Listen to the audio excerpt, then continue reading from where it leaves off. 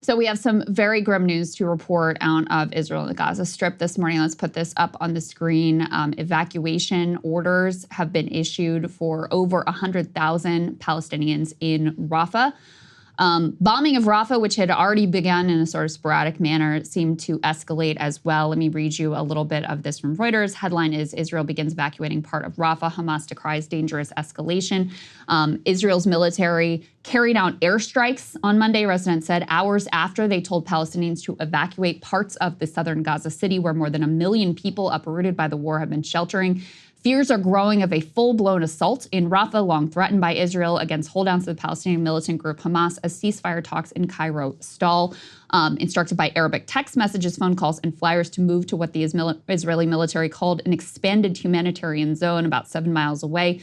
Some Palestinian families began trundling away under chilly spring rain. Some piled children and possessions onto donkey carts. Others left by pickup or on foot through muddy streets. One refugee, Abu Raid, told Reuters via a chat app, quote, "It has been raining heavily. We don't know where to go. I've been worried that this day may come." And as I referenced before, there was an overnight aerial assault on Rafah. Israeli planes hit around 10 houses, killing somewhere around 20 people and wounding several more, according to medical officials. So there's a lot to say about this. I mean, first of all, keep in mind, Rafah, why is it so significant? You have over 1 million people who have been already forcibly displaced, who are sheltering there right up along the border with Egypt.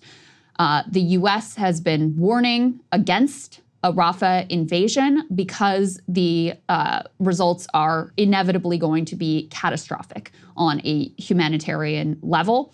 So the fact that you now have more than 100,000 people who are being once again forcibly displaced, some of these individuals this will be their, third, fourth displacement at this point. It indicates that long feared Rafah invasion is set to begin. And as I mentioned before, you also already have airstrikes occurring. So Saagar, it's a very dire situation that we're watching unfold this morning. This is going to be major geopolitical developments, so everybody brace yourselves. What we're seeing here is that the evacuation notice delivered by text messages, phone calls, flyers, broadcast in Arabic, that's actually what the IDF has bragged about in the past. We're the most moral army because we warn people before we're coming in there. So previously, we knew there are 1 million Palestinians currently sheltering in Rafah, the only city which hasn't been subject to the ground invasion. The unfortunate thing, Krystal, is that the area which they're being told to move to has apparently already been overcrowded with tents. There's also a major question as to whether military-age men are going to be allowed to leave. Previously, we brought in everybody the report that they were not. But this puts Israel on a major standoff with the United States, which has been telling them that they do not desire this. And it also is a major diplomatic failure for Joe Biden. I mean, because at a certain point, if you were going to say, for the last 3 months, we don't want to see a Rafah invasion, and then it happens anyway, and you have exerted the full might of your superpower to prevent that, then you just look like an idiot. And that's really a lot of what we're seeing right here, although there may be some policy developments. And I'm curious to hear what you think about this ammo thing. Yeah, let's put this up on the screen because, I think it is really clear. I think it's really important to make clear we didn't use the full might of our superpower status. We used some, rhetorical public warnings, allegedly some tough conversations. We now have this report that I don't know if I believe, that claims the U.S. put a hold on an ammunition shipment to Israel. The Israelis were concerned because it's the first time since October 7th the U.S. had stopped a weapons shipment intended for the Israeli military. The Biden administration, according to 2 Israeli officials, put a hold on a shipment of U.S.-made ammo. So it's not saying it's not going. They're claiming that there's a hold on it. Again, I don't know if that's true or not. But according to this report, it raised serious concerns inside the Israeli government, said officials scrambling to understand why the shipment was held. And they put it in the context of this concern over a Rafah invasion from the Biden administration. You had U.S. Secretary of State Antony Blinken visiting Israel last week and having a tough conversation with Netanyahu regarding a possible Israeli operation in Rafah. Blinken told Netanyahu that a major military operation would lead to the U.S. publicly opposing it and would negatively impact U.S.-Israel relations. A day later, John Kirby, White House spokesman, told reporters that Israeli leaders understand President Biden is sincere when he talks about the possibility of changes to U.S. policy regarding the Gaza war should they move ahead with a ground operation in Rafah that doesn't take into account the refugees. National Security Advisor Jake Sullivan also said at a Financial Times conference on Saturday the Biden administration made clear to Israel the way it will conduct an operation in Rafah will influence U.S. policy towards the Gaza war. So what you hear in all of that is no firm threats. If we don't like it's not even like you can't do a ground invasion of Rafah. It's if you conduct it in a way that we don't like, that doesn't at least give us some kind of ass covering because we're under a lot of political pressure here at home, then maybe we might possibly, in some unspecified way, change our policy vis-a-vis Israel. And I think, Bibi is basically calling the bluff because many other times there have been concerns raised about this or that and tough conversations that were happening. And Israel did whatever the hell they wanted and there was absolutely no price to pay. So I think they're once again betting that is what's going to happen again. The alternative explanation I want to put forward is there's a lot of ammunition experts out there who don't even think this had anything to do with Israel. They just think that they probably had to send the ammo to Ukraine because Ukraine is so hard up for ammunition right now. Just shows us also that it's a choice to supply both of these nations, not particularly important to us. And all of these wars, for what purpose exactly? Let's go ahead and put the next one up there on the screen. This is important to highlight. They say that Israeli officials confirmed that the U.S. had told Israel that any uncoordinated operation would lead to delays in weapon shipments and possible restrictions on U.S. weapons. Significant. This is from an Israeli media report. Again, it's a hypothetical. And one of the reasons I don't necessarily believe it, given the fact that these ammo might have been held for Ukraine purposes, is Biden is on tape saying that there are no conditions whenever it comes to Israel. Yeah. So then why would he now all of a sudden just decide to put it, in practice? Like there's no real military, let's be honest, no actual difference between the military's conduct in Rafah, or will be so far, from the previous execution of the war. So what makes this particular one so much worse? Like if you've stuck with them throughout all of this, like if we were going to draw lines, we should have drawn it a long time ago, or we should have set very clear diplomatic standoff. Or like, if this goes on, you will lose aid. There will be a major political reaction here in the United States. We will allow X, Y, and Z to go through, at the United Nations. But very clearly, Bibi does not believe. He either believes that's not going to happen, or he believes if it does happen, he'll be totally fine. And I think he's right, in both respects. I think he's right too. Yeah. Because there is no track record of them actually paying a price with Joe Biden for any of their actions, including, murdering an American aid worker. There were no consequences to that. There haven't been any real consequences for anything that Israel has done, whether it's dropping 2,000-pound bombs on refugee camps, destroying the entire medical system, completely annihilating most of Gaza. There have been no consequences. So, of course, he's pretty justified in thinking there's not going to be a consequence for this either. It's just more empty words. I think that is likely a very safe bet. Just to back up a little bit and give a little bit more of the context here, this new apparent development with regard to Rafah and the evacuation or an apparent imminent ground invasion and increased airstrikes on Rafah, this comes immediately after those ceasefire talks that were ongoing and that supposedly the U.S. was really pressing for, which I actually think that they were, because I think Biden realizes what political trouble he's in right now. Those talks have collapsed. So we can put this up on the screen because I don't want you guys to get hoodwinked by the way the media is definitely going to frame this. So this is from Haaretz. This was a couple days ago. They say, report, Hamas accepts Gaza ceasefire deal, but Israeli officials reject the prospect of the war ending. So without getting into all the details here about phase 1, phase 2, phase 3, what they were negotiating, what the framework looked like, et cetera, because it looks like this is all now null and void, Hamas agreed to return all of the hostages and all of the human remains of the hostages who had died or been killed in order to end the war.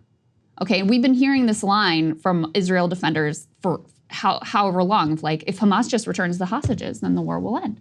Well, Hamas says, okay, we'll return all the hostages, but the war has to end. And Israel said, no, they rejected that. Bibi does not want the war to end. And we all know why. And this is over, by the way, the objections of Israeli society who, they're not worried about the humanity of Palestinians, but they're very worried about the hostages. And it's very clear that Bibi would rather keep the war going than actually rescue the hostages. There have been huge protests in Israel, tens of thousands of people coming out. We covered the polling that even right-wing voters want the hostages back, even if it means, an end to the war and a calling of elections. Bibi doesn't want that. Put this next piece up on the screen because, once again, Haaretz really put it quite clear. This is Ken Roth, who's quoting from a piece that was in Haaretz. He says, Netanyahu hoped Hamas would reject the ceasefire offer. When it didn't, he turned to sabotage by saying he would invade Rafah whether or not there was a deal with Hamas, torpedoing Israel's last and best chance at bringing the hostages home. Bibi had hoped, they write in this piece, that the Egyptian proposal, which was more far-reaching than anything he'd been willing to accept in the past, would be rejected by Hamas. But when the negotiations took a positive turn, he found himself in distress, as was expressed by his flurry of statements. Given our familiarity, they go on to take some shots at his quote-unquote pampered son on the front in Miami. His fright is indeed understandable. If Hamas says yes, and even if it adds a but in one form or another, Netanyahu will have no choice but to carry through what he agreed with Egypt and the U.S. Doing so could lead his Kahanis, those are the hard right flank, to bring down the government. On the other hand, if his attempts at sabotage succeed, the National Union could pull out of the government, and its leaders, who still have the trust of a large section of the public, would join the growing calls for early elections. Is it any wonder he is hysterical? So that's basically what happened. He wanted to have these sham negotiations. He wanted to put a deal out that he thought Hamas would reject. When Hamas was like, actually, we're open to that. We'll give you all the hostages back, but you have to end the war. He had to do something to sabotage this deal because it is overwhelmingly popular in Israeli society to have some sort of a deal to end the war. He can't do that for his own, holding on to power purposes. No, so it's very tragic. So that's, and the other piece of context I want to add in here too, which is highly relevant to the imminent ground invasion of Rafah and the evacuation orders, et cetera, is they have now officially banned Al Jazeera in Israel, shuttered the offices, et cetera. So a huge crackdown on any sort of dissenting media coming immediately before this escalation as well. Yeah, no, you're absolutely right, Krystal. It's actually very tragic because it seemed like it was on the horizon. We were prepared to do a segment to come, that's and right. It clears it just completely fell apart at the last minute. The key part is that and this is where I do believe the reporting about the U.S., where they basically told Hamas, they're like, listen, if they agree to this, we're going to end the war. Like, it's not going to happen. Well, eventually, there's 40 days. We're going to give you our personal assurance. But it appears that personal assurance was enough for the Israelis to just say, okay, if you really want us to commit to ending the war, it's not going to happen, and we're just going to go into the Rafah, and we're going to, quote unquote, finish the job. So good luck to them, because this is just going to be like the previous iterations of the war, but honestly on steroids now at this point, because at this point there really is nowhere else to go for a lot of these people, right. And the conditions are so much worse that mass death is only even more likely at a worse scale. That's exactly right. Yeah. There is nowhere left to go. There is nowhere left that hasn't been completely devastated.